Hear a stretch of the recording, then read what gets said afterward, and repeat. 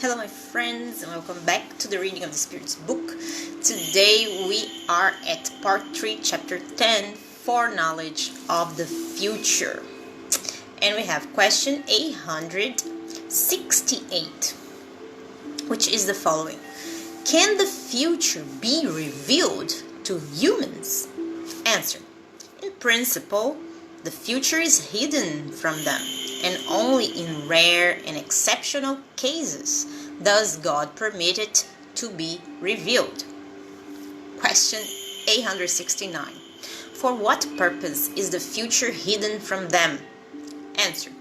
If they knew the future, they would neglect the present and they would not act with the same freedom, because they would be dominated by the thought that if a certain thing must happen, it is no use being concerned about it. Otherwise, they would try to prevent it. God has willed it to be this way, so that each one may contribute to the accomplishment of things, even those that he or she would like to thwart. Thus, it is that you yourselves unknowingly prepare the events that will occur over the course of your lives. Question 870. But if it is useful for the future to remain hidden, why does God sometimes allow it to be revealed? Answer. This happens if a particular foreseen event would facilitate the accomplishment of things instead of preventing them, and if it leads individuals to act differently than they would have if the revelation had not been made. Besides, many times it is a trial. The anticipation of an event may awaken thoughts that are more virtuous or less so. For instance, if a man knows that he will receive a fortune that he had not expected, he may be taken by the sentiment of greed or elation about the probability of adding to his earthly pleasures. In order to obtain the fortune sooner, he may then desire the death of the one who is to leave it to him.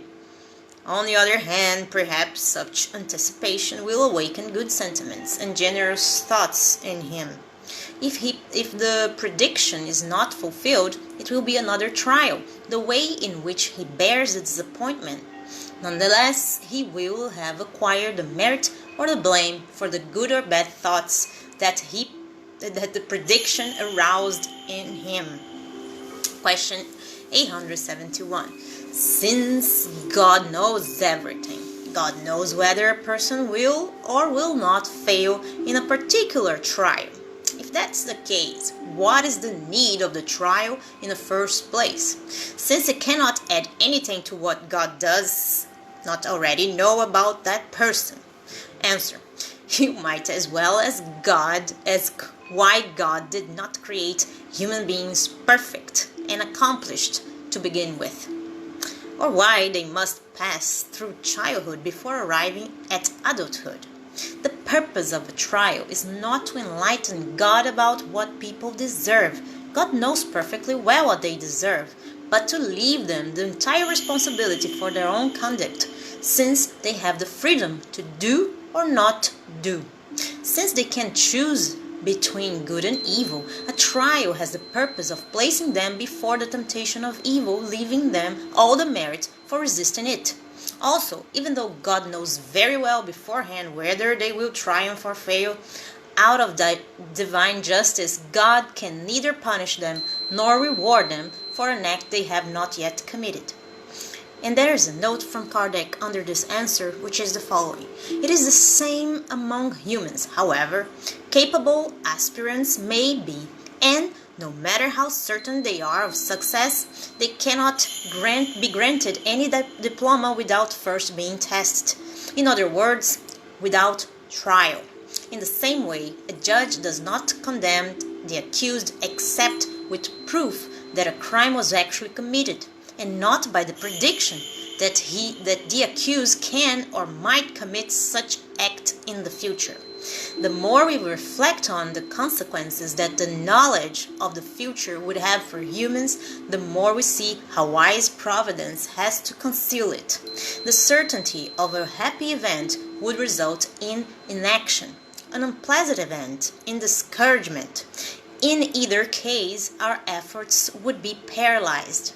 This is why the future is not shown to humans except as a goal they must reach through their own efforts, but without knowing the tribulations they must go through in order to reach it. Knowing about all the incidents they might encounter along the way would deprive them of their initiative and the use of their free will.